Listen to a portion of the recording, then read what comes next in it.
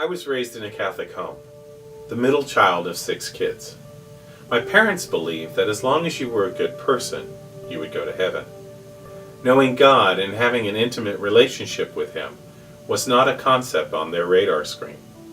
Being good was a matter of my parents' interpretation. If we, my siblings and I, stepped out of line according to my parents, we were beaten, called names, put down, and punished. We went to school, church, the store, and other people's homes with bruises everywhere. And now, looking back, I wonder why no one ever saw that there was a problem. I felt alone, scared, and totally confused. What had I done to deserve such treatment? Why were the people who were supposed to love me the most treating me so bad? One counselor I went to described my parents' actions as child abuse. My view of God was formed here. Someone waiting to beat me when I did something wrong, and who didn't care about the bruises.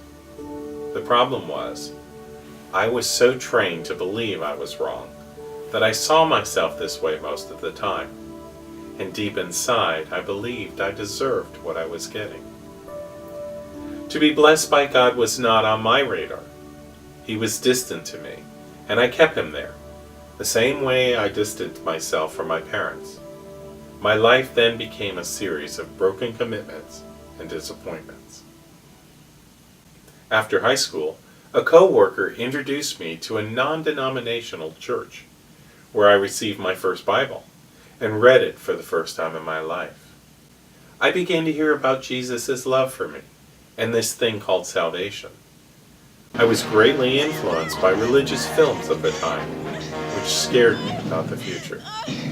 So I got saved as a way to avoid hell.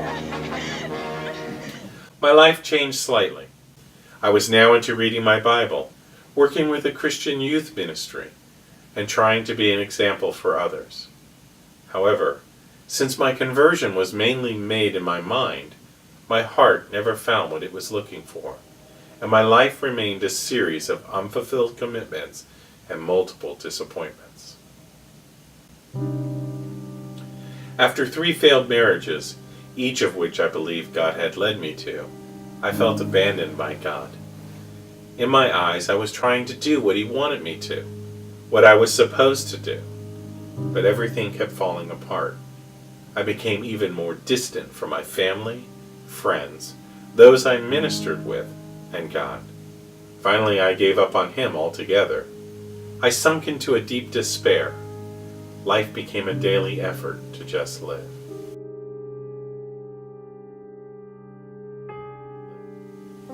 But God didn't let go of me, and He didn't chastise me for giving up. Instead, piece by piece, He began rebuilding me. As I floundered through my daily life, I saw myself going nowhere. I searched for things to give my life meaning, but nothing satisfied me. I began to cry out to God. First I expressed my anger, but then my anger turned to sobs of pain, and then finally into weeping for a new life. I wanted to know that I was finally loved, something I had never felt in my entire life from anyone. That's when God walked me through a series of circumstances that led me to my current wife, Deborah. Our first date was a church service, and God had planned a miraculous event for me that I was unaware of. The worship team sang a new song by Paul Wilbur called Dance With Me. In this song, God is calling to His beloved to come and dance with Him. The picture of dancing with Jesus formed in my mind. I realized the intimacy of this event and broke down in tears. God was telling me that He loved me, and for the first time in my life, I felt it. I knew He loved me. Days later, I had a dream that I was dancing with Jesus. From that time on, I looked at things in a whole new light. I had a new filter in which to see everything. Because of this, my life became a series of commitments and fulfillments. Every day I can see how God is using me. I am blessed with a marriage that I never believed could exist, and I know the calling on my life. It's not that my circumstances changed all that much, but I had a new way of looking at them, which changed how I acted and responded to them. I learned that God is not expecting anything from me. He's already done everything for me. And He just wants to share my life with me, to be a large part of it, because He loves me so much. I learned that there is no other place or person on earth where you can find this kind of love. A love that isn't about condemning, but redeeming.